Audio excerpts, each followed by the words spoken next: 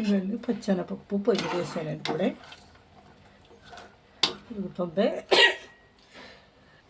ఉడుకుతుందండి. దేనికంటారేమో పప్పు కొబ్బరికాయకి ఉడకబెట్టినాను. గడ్డి కొబ్బరికాయ కూర తీసాను. 2 కాయలు చిన్న కాయలండి కూర వచ్చింది. ఇది పప్పు కొబ్బరికాయకి ఎలా ఉండాలో చూపిస్తాను మీకు.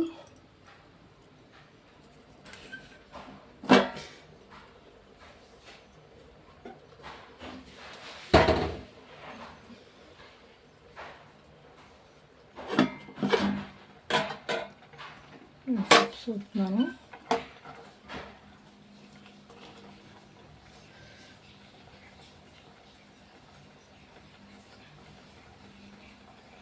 పప్పు ఉడికిందండి. కొబ్బరికాయ కూర వేసేస్తున్నాను.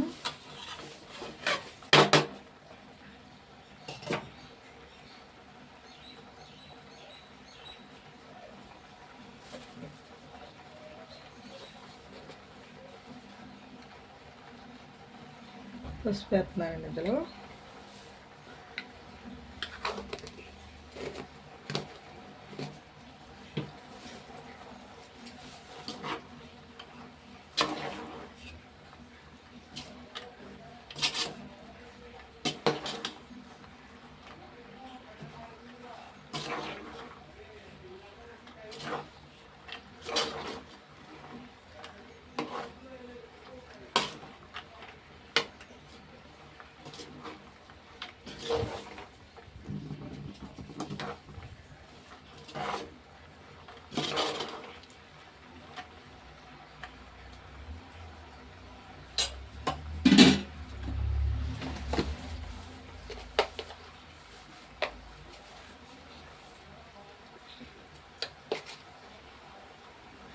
ఉప్పు కూడా వేసేస్తున్నాయండి.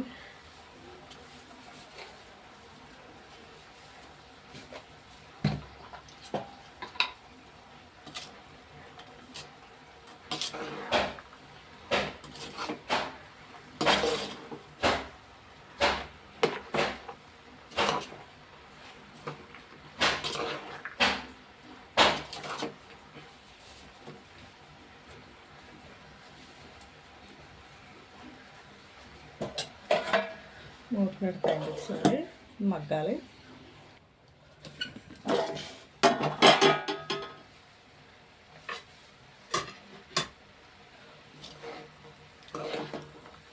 బండి పప్పు అది ఉడిపోయింది. చూడండి పొడి పొళ్ళాడుతూ ఉంది. ఇలా పొడి పొళ్ళాడుతూ ఉండాలి. నీరు ఎక్కువ వేసుకుంటే అండి జావ అయిపోద్ది. జావ అవ్వకూడదు. ఇలా పొడి పొళ్ళాడుతుంటేనే బాగుంటుంది పప్పు. సరే ఎలాగుందో దింపేస్తానండి దీన్ని.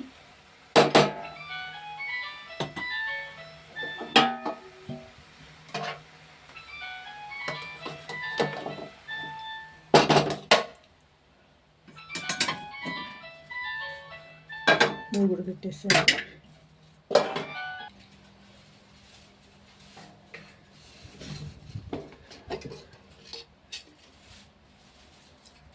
పోతున్నాను.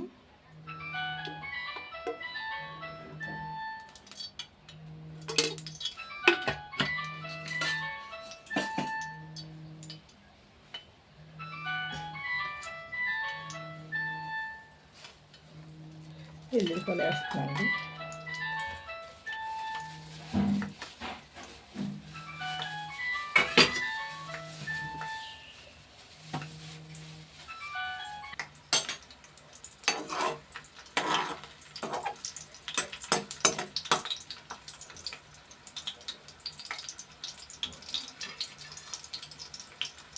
ఎల్లుల్లిపాయలు కొంచెం ఎక్కువ ఉంటే బాగుంటుంది. నేను మిరగాయలు వేస్తున్నాను.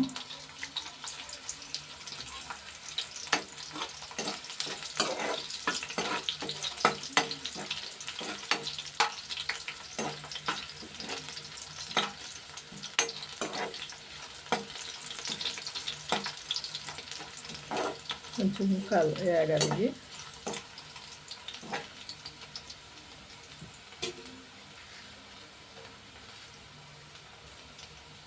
ఇవ్వండి. ఓ స్పూను జీలకర్ర, 2 స్పూన్లు మెంతిపప్పు, ఓ స్పూను ఆవాలు, కరివేపాకు నుండి వేసేస్తాను ఇందులో.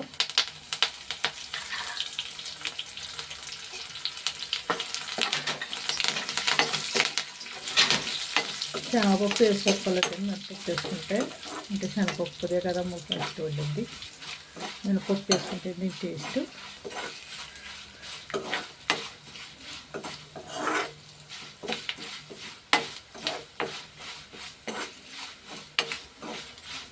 కొంచెం దోరగా ఎగాలి పప్పు, మాడిపోకూడదు.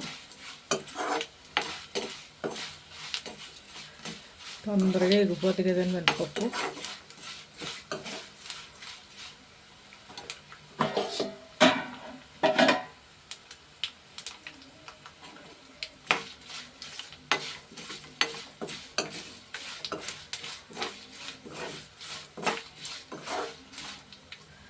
వేగిపోయినాయండి, వేసేస్తున్నాను.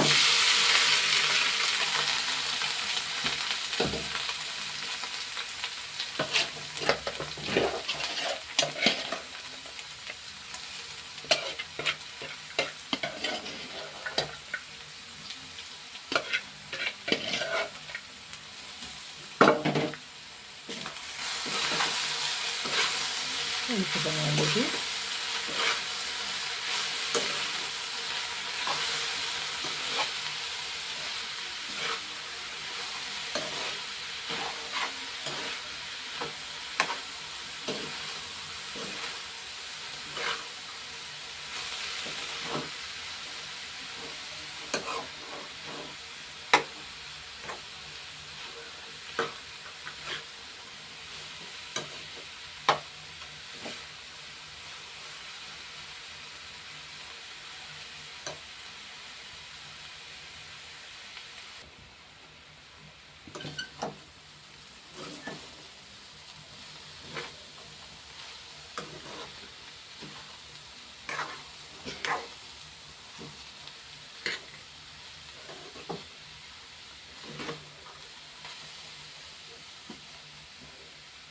కట్టేసానండి గ్యాస్.